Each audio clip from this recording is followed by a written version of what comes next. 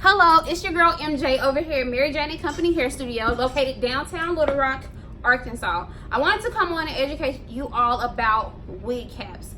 I feel that it is a conversation that is extremely looked over by designers and by consumers. A lot of people do not even know what type of cap they're getting their unit built on, but they're reaching out to girls or designers who do beautiful wigs, but they really don't look into the educational part of, is this healthy for my hair? And so I felt like it was very important for me to come on as a wig designer through trial and error, with alongside my knowledge of healthy hair regimens and how to take care of healthy hair. I thought it was very important for me to come on and try my best to educate my audience and other people's audience on wig caps. So let's just go ahead and get into it. A wig cap obviously is something that we use to create you a hairpiece on, and you begin to attach hair to it. A lot of people, if you've seen my earlier post today, I actually posted what type of wig cap that I use now. I used to then be so forthcoming with information, but I'm like, you know what? I have to let that affirmation go and create a new affirmation. And my affirmation now is my education will bring me all the resources that I need. So nevertheless, the wig cap that I posted earlier, so I'm going to show you guys the initial cap that I used to use as I've been making wigs, period. This has always been the type of cap that I chose to use, which is just different from other type of caps. So I'm going to show it to you. This is the cap that I typically would always use, and I would get these in like bulks sent to me or whatever. This was the cap that I would use all the time to make all of my HGUs on. However, as I posted earlier, I took a sewing machine class about 6 months ago, and I loved the class. It was very informal. I knew how to make my HGUs as soon as I left the class. Shout out to Miss Eunice. She is bomb, 30-year, tenured wig designer. Like, she's everything. But when I got back home, I really realized that I did not like the cap that I was taught to sew on. And this, according to her, this was one of the best caps for her to make wigs on. But when I got back home and I was with my sewing machine myself, I just didn't feel that it was the best sewing machine wig for me, well, cap for me. So I'm gonna show you guys this cap. As you can tell, it still has the area here for a lace closure, but it has plastic in it. And I'm gonna tell you a few things about this cap that I really just cannot appreciate. The first thing is, definitely all wigs come in different sizes. So it's gonna be small, medium, and large. They come in those sizes. This one right here is about a medium size head.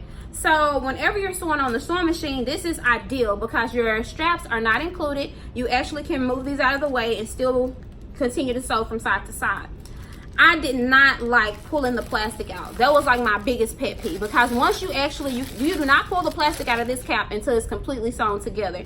And so one of my biggest pet peeves was pulling the plastic out. I just didn't like to do that. So once I pulled my plastic out, depending on what type of unit that I'm making, you may have some weft pieces on here that's literally not even an inch apart. They're literally stacked on top of each other. So you really have to try to pull all the little plastic out once you finish making that wig. Or either you may have a wig that you're making that's only using a bundle to a bundle and a half. So you may have little gaps in between the wigs. So you may go from an inch to like half an inch type sizing in between your wefts. The thing that I really didn't like about this cap as well is that once you shampoo your hair or whatever, once you pull this plastic out, the wig is constructed, you pull the plastic out, the hair that's on the wig can sometimes come in from the outside. So I just didn't like the concept of that, and I actually have a wig that I made on this cap. I'm gonna grab it for you really quick so you can see what I'm talking about.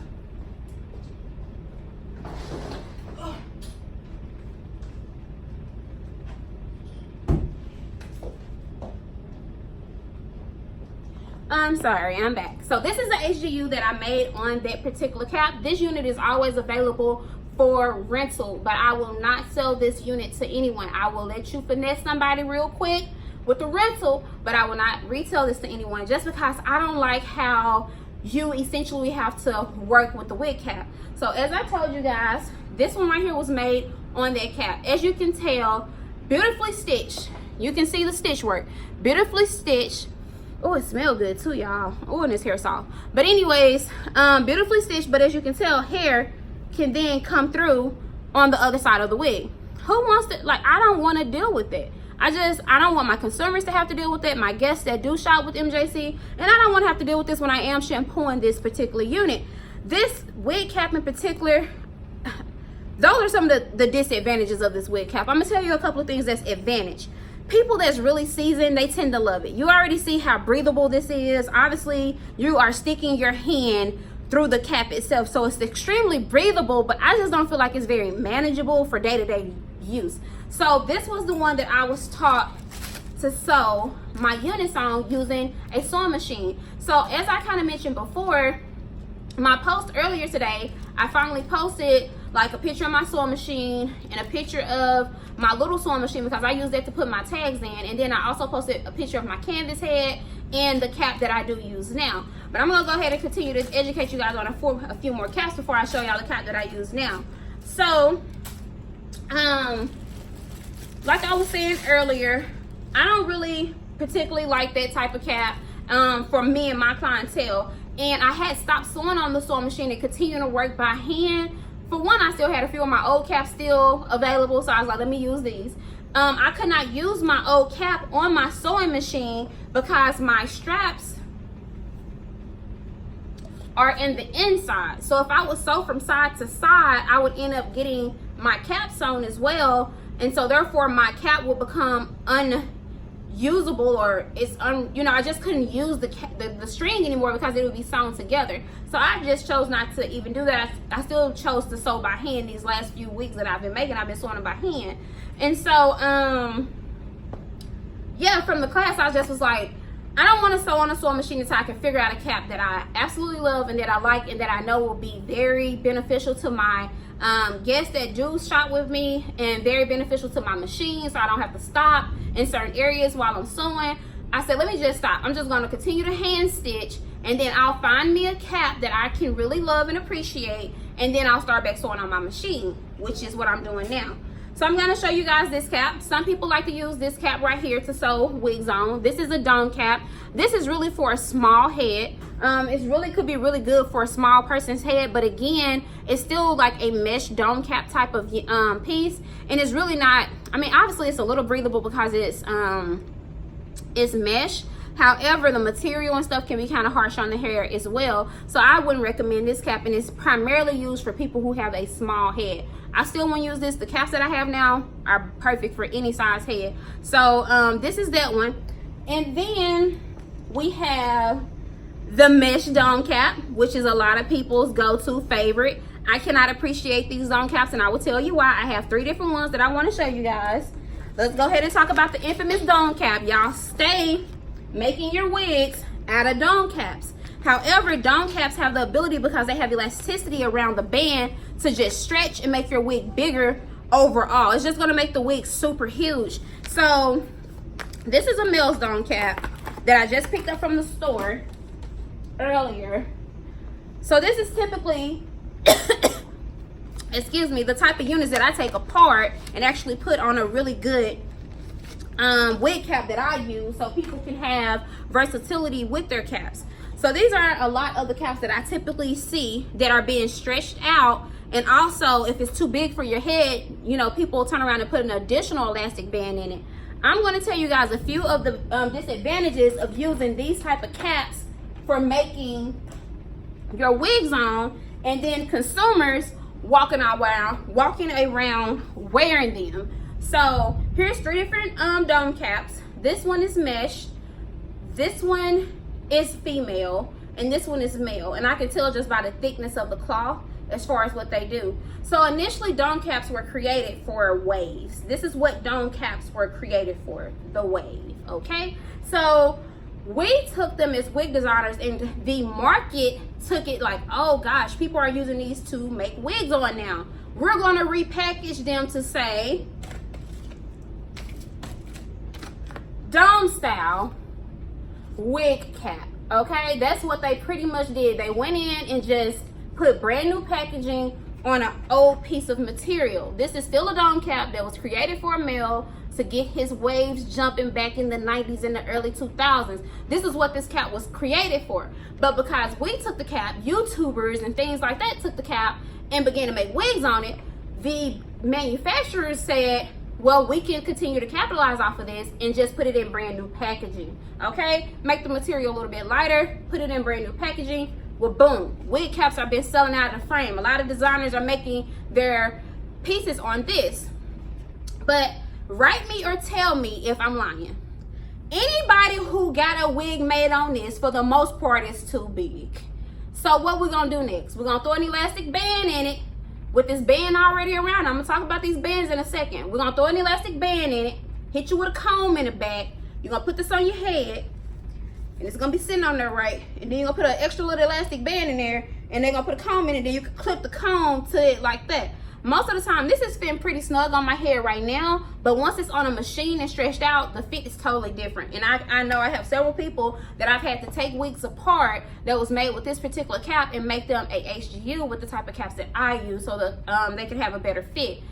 One thing that I want to get out really quickly is that all of these are handmade by designers now. The cap has the ability to become it will begin to stretch, like literally it begins to lose its elasticity. It doesn't really matter, you know, how long you've had the cap. Just over time, just because of the type of material that these wigs are made on, they eventually just begin to stretch the size. So you don't want to start off with a dome cap. However, like I said, a lot of people make their wigs on this. Let's talk about this elastic band method and the elastic band that's already in this cap. I want to tell you guys, I told you earlier I want to tell you a short story. I just got, a brand new client that I absolutely love. Her spirit is just so sweet. She is just the sweetest little client I done had. And I mean, all my clients are sweet, but she's just so sweet. She's one of the new ones. So she came in and she had wrote me and she said, my hair is completely damaged. I just really want to get back on a healthy regimen with my hair, but it's really in a bad space. I really need help. So she came in for her appointment. She also booked a consultation, plus she booked some appointment services. So when she came in, I evaluated it. Listen, y'all, as a professional hairstylist, you almost don't have to tell me nothing about your hair. Your hair is gonna tell on you. Your hair is gonna tell me what it's been through, how you've been treating it, what it's been going through. Your hair will snitch on you, okay? So when I began to evaluate and analyze her scalp and her head, I was like, okay, I see little trauma spots, like elasticity. Normally when the hair is stretched from elasticity, braids and stuff like that, any type of tension, it'll stretch out, have like little white little pieces on it and stuff like that. That means that the hair has been stretched with some type of tension. A lot of split ends, all the different things that I was seeing with her hair. But what I noticed was she had literally all the way around her perimeter was almost little to no hair. Literally around this area was almost no hair. In these areas here, all the way around the perimeter, which is your full perimeter circumference, she literally was light. I mean, stringy light. Like, it was really not a lot of hair there. And I said, you told me you wear wigs. Most of your wigs, are they made with a dome cap? Have you ever had a professional wig made? She was like, no, I usually just get, you know, a stylist just make them for me on her sewing machine and she used a dome cap. And so I already knew. I was just like, perfect. It makes sense as to why she's having all this lightness and basically all this unhealthy behavior around the perimeter of her head. You guys, you have to begin to realize it all goes back to the caps. It goes back to the caps that you're using. The wig designer, it goes back to the caps. The consumer, it goes back to the cap. Anything is great. I tell y'all this all the time, but if you are improperly using it, it can easily become a bad thing. So nevertheless, it's been years has passed by. She's been using dome caps, and now she's coming to me with hopes of us restoring her hair, in which I'm sure with proper regimen and things like that, we will get some restoration. But I tell people I can't guarantee restoration, but I'll do everything in my power to make sure that you can, that we're doing everything every time that I see you to ensure that we are providing a bridge for restoration. Y'all, it breaks my heart to see people here come in like this. It literally does, because it can be prevented with just a little bit of knowledge. That's all you need, is just a little bit of knowledge as to what's going to work for you and your clientele. Please do not, if you are a beginner wig designer, if you're a wig designer already, y'all, please just get some education into these caps. If you're a new wig designer, do not jump on the bandwagon of making wigs very quick on the sewing machine. Oh, they're so much more durable, all that good old jazz. And you're not taking the time to properly educate yourself on what do you want your consumers to have. And so which brings me to my final point, which is the cap that I absolutely love now. And this particular wig, I wanted this wig to kind of be in the picture with me, because in the video, because this particular wig was made on my new cap, and my mom actually stitched this wig together. Yes, y'all see, isn't that a cute little style? Y'all don't always have to wear y'all wigs the same way, honey. Y'all can put a little pizzazz in them. So my mom actually made this wig. I colored it, but it was made on my new wig cap, which I'm about to show you now. Oh, y'all, this wig cap is everything. When I put it on my head, I knew she was it. It was like putting on a dress on my wedding day. It was like, she fits. Yes to the wig cap. Yes to the wig cap. So I want to let you guys see the wig cap that I absolutely did not like that much. Couldn't find a lot of appreciation in my old wig cap. Just to kind of recap, y'all, this wig cap is like both of these in one. Basically, you see the mesh area here for your closure area. You see the strings here, so I can still adjust if I need to. And on this cap here, you see the mesh. On this wig cap, you see the lace here where the closure would go. You see my mesh, and you also see that I have my adjustable caps outside of my wig. So now when I go in on my sewing machine, I can just sew, and I don't have to stop. Like, I love this cap, y'all. This cap feels so, it fits amazing. Like, when it's on your head, the mesh material that's around it is very soft. You can tell it has these extra little claws that makes it very durable, so therefore you don't have any extra rubbing and stuff. Like, this is for like the edge area. It literally makes it so easy to make unison, and also creates a lot of healthy assistance. So basically, how wigs can become unhealthy is you overusing it, over wearing the wig, won't take it off, all that type of jazz. But this cap sets you up for healthy hair, and that's what I really, really love about this cap. So I'm going to show you guys how this particular wig fits fits with on my hair really quickly. I had some little pins in her because I was doing some styling earlier. But I want to let you guys, before I let you go, I want to let you guys see how this cap wears and how flat it is. Okay? I'm just going to show you my normal, if I'm just need to put a wig on, routine real quick. Usually just kind of buzz down me a little middle part, and then I'll go in and pull my hair back to a little ponytail. Before I put this wig on, I'm going to do some adjusting just to make sure it's going to fit me pretty good once the time it makes it to my head. And I'm just going to flip this baby on. You literally are done and looking flawless within seconds.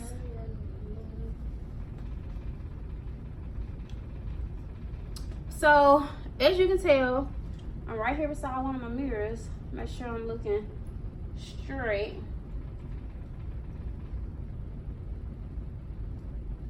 Okay, make sure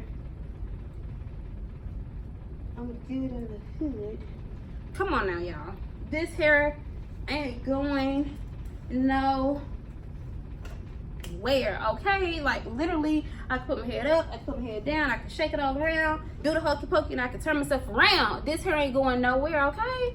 This wig cap is everything. Like, I literally can appreciate the manufacturers for being so intelligent and making me a beautiful cap to wear.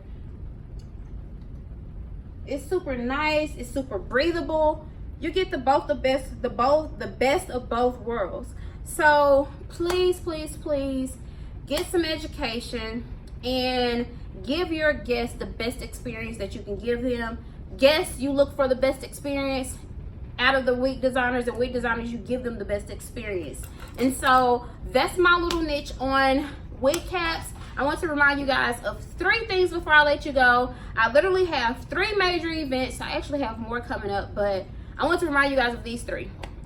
The first one is Wigs and Wine. It actually happens Saturday. It will be happening Saturday from 1 to 3. You're invited, okay? And then obviously Wigs and Wine is just an opportunity for you to come by and try our product, test it, feel it, rub it down, all that good jazz.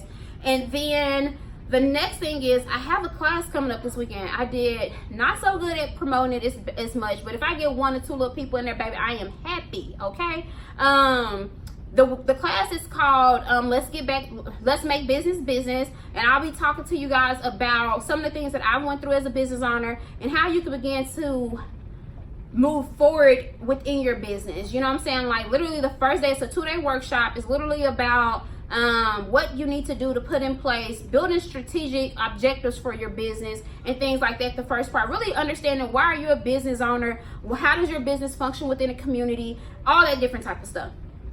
The next part of that day is the second part of that, which is the day 2 workshop. It's about social media. So I always get a lot of compliments on I get a lot of compliments on my marketing. Like, people write me all the time and tell me that I have marketers who went to school, and they tell me that I do they're like, who does your marketing? Whoever does it does a pretty good job. I do my own marketing. So I want to be able to share with you guys some of the apps and tools that I use to keep a consistent social media, as far as my color scheme, what does colors mean in a brand, all that type of stuff. Because sometimes you may have to look at your logo and be like, oh, this needs to be revised, because colors mean something in a logo and things like that, and in a company. So I'll be educating you on things like that. And then the next thing is beauty industry independence. You all do not even understand how important it is that you come out and support this event. This event is something that's not a one-time or annual event. This event is something that's actually shifting the paradigm of professional stylists still being heard, recognized, skilled, trained, having the resources to start a business, understanding what those resources are. This literally talks about all of that. Like, it's going, like, it's August the 4th. If you need more information, it'll be in my story, or either I'll post it on my social media account. You can find it on my Facebook. But it is powerful. She has the CEO and founder. Her name is Tangela Curry. She did an amazing job at putting this together for us. It's going to be held at one of our universities here in Little Rock, but it is going to be a weekend filled with power and a lot of resourcefulness, so you can go back into your own part of this industry and dominate. So I will be speaking. My subject will be about the myth that weave stylists are not healthy stylists. And I say that because we all know somebody who said, I have my weave girl and then I got my healthy girl. And MaryJane Company bridges those two things. Like, you do not have to go to multiple places to get the looks that you're wanting and that you desire. And so that's what I'll be talking about and educating people on. I'll be on the panel. So please make sure that you go out and get your proper tickets for the events that I've shared with you guys. I look forward to seeing you, and I absolutely adore you. Bye.